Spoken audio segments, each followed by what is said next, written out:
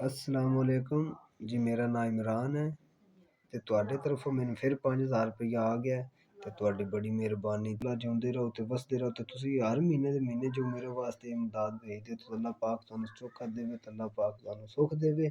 ਤੇ ਮੇਰੇ ਬੱਚਿਆਂ ਵਾਸਤੇ ਤੁਸੀਂ ਜਿਹੜਾ ਇੰਨਾ ਸੋਚ ਰਹੇ ਹੋ, ਇਹ ਤੁਹਾਡੀ ਬੜੀ ਬਰਖਰਦਾਰੀ ਤੇ ਤੁਹਾਡੇ ਬੜੇ ਭਲੇ ਨੇ।